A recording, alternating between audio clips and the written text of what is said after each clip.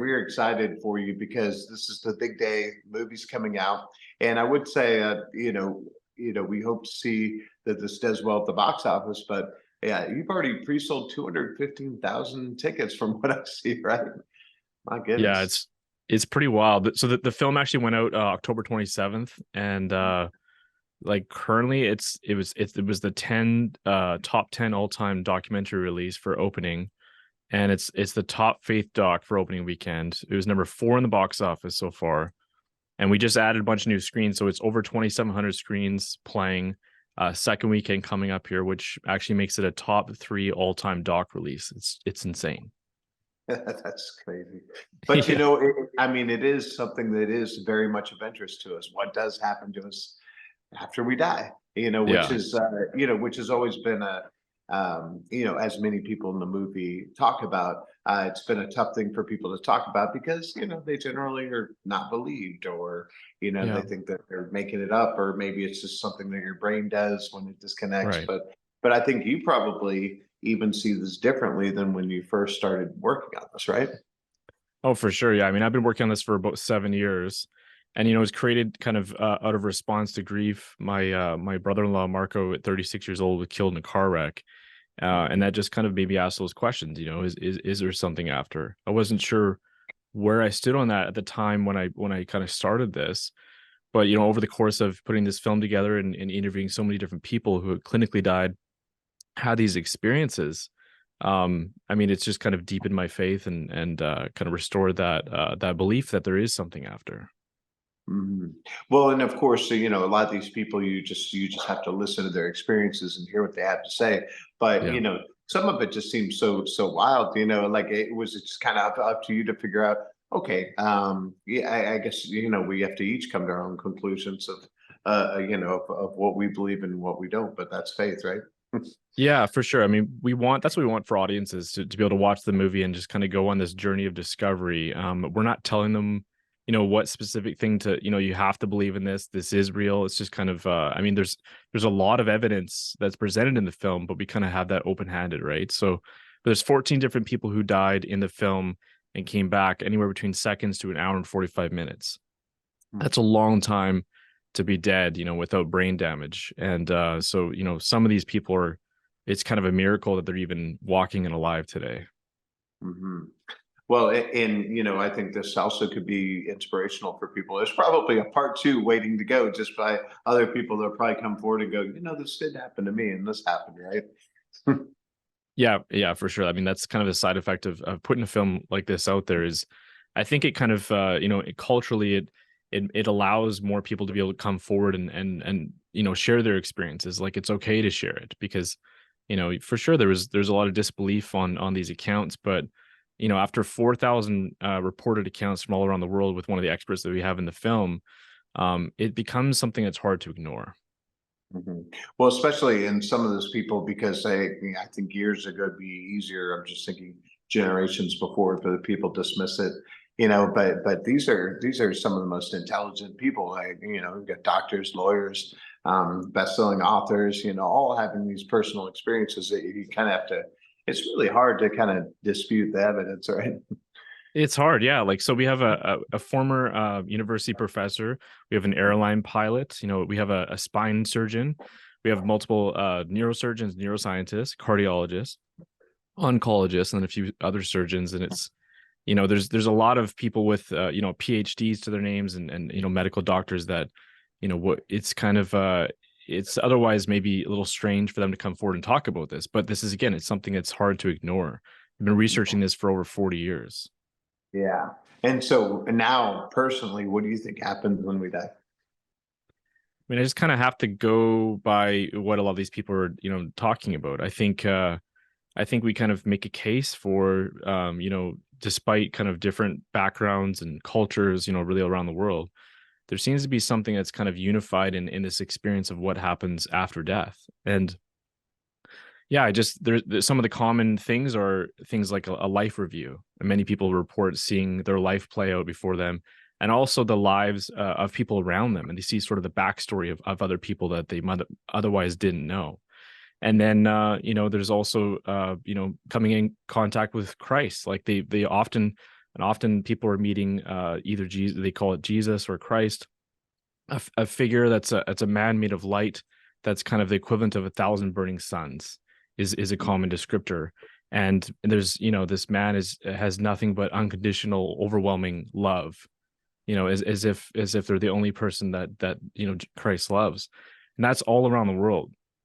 So it's the layering aspect to me is kind of what is what I'm kind of getting behind, and there's just something going on here. So I firmly believe that there's something after after interviewing so many different people. But again, we want people to be able to watch the film and kind of make up their minds themselves.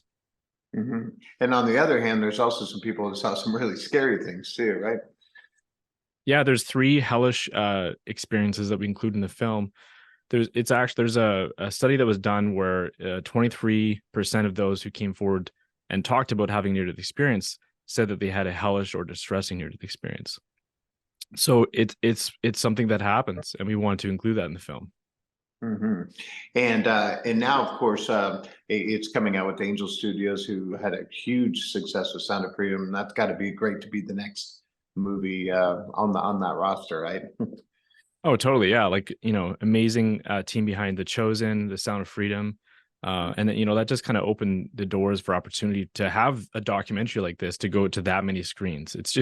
It's not typical at all for a doc to release to that many screens across North America, Canada, and in the United States. And again, that's what kind of brings us to a top three all-time release. Yeah, it's amazing. And so now I think other people will be inspired and think, you know what? I think I have a story to tell, or I have an important message to get out there, be it documented or otherwise.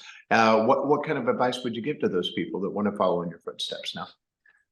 Well, so first, if you haven't watched the movie, you can go to angel.com/afterdeath and you can get tickets there. You can also pay it forward for other people. And we also have on that page, we show kind of where it's playing at their nearest theater. There's a bunch of theaters in most cities across North America.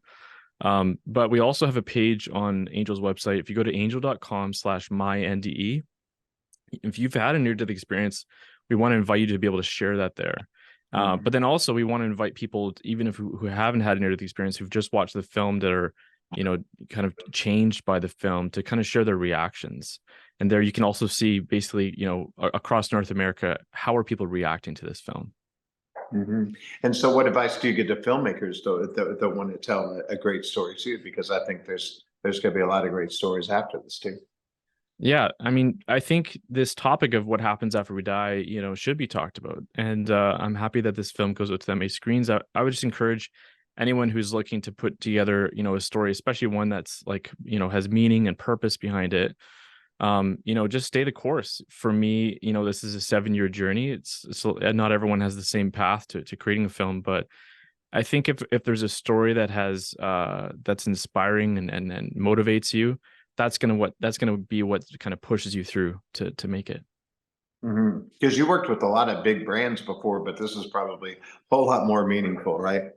Exactly. Yeah. Yeah. I mean, most of my work has been kind of in the commercial space before, but again, when I lost my brother-in-law, that just kind of caused me to question, even what am I doing with my life? It's cool to be able to sell cars and RVs and Coke and all this different stuff, around North America, but yeah, this has a totally different level of meaning and purpose for my life. Yeah, you'll like this one. So my co-host Drew Pearson, one of our great Dallas Cowboys, went in the Hall of Fame a couple of years ago, caught the Hail Mary. And of course, it's a different religious connotation, but everybody knows the Hail Mary now. And we like to ask people their Hail Mary moment, which is that moment in your life or career where you just had to go for it and it worked out for you. So what do you suppose that was for you? Was it this or maybe something else? Oh, it's absolutely this. No Mhm. question. Yeah, I mean, this is a big swing, and it's many years of my life, right? So, and I'm glad, I felt like the call to do it. I felt like I was supposed to do it, and I'm glad that I just kind of listened and showed up. Yeah. Well, and part of that is keeping that positive mindset too, because it's hard, putting these things together. And like you said, it took years of your life. And so I'm sure there are many ups, but also many downs too. So what did you keep in mind that kept you on that right path even when things were tough? What kind of kept me going was thinking about the audience's response to this, because for me, the stories it brought me a lot of hope, and I wanted to share that with people. There was tons of ups and downs. Of course, over the course of 7 years, that's a long time to be stuck doing something. But including that we started production during a lot of the course of the interviews right at the beginning of the pandemic. When every production was shut down, we were forging ahead and interviewing doctors in hospitals and things like that were otherwise very difficult. Having to do a lot of this remotely too, up here in Canada, just by necessity during the pandemic. And yeah, being in really kind of tricky situations all throughout the course. But it's I'm incredibly grateful for the team that kind of got behind this project. I worked with unbelievable artists to kind of make this come to life, and I can't wait for people to see it and hear it on the big screen. Yeah, and people get different things out of it just based on their different experiences, different life things, or maybe what their friends or family have gone through. But what do you hope Exactly. most of all that people will take away here? Well, I think two things. One would be, to ask that question if you haven't before, is there something after? And just kind of like let the stories speak for themselves. But then the other thing too, the flip side is, what is, kind of a reflection on the life that we're living here today. I know personally that, life can be it is very fragile, and that it can be short. We don't all know how much time we have here. It's not something we usually like to think about, but when you come face to face with death, it's a great reminder, right, of the time that we have here. And so I hope that it causes people to reflect, I think, in a positive way, like what kind of impact can we have on the people around us.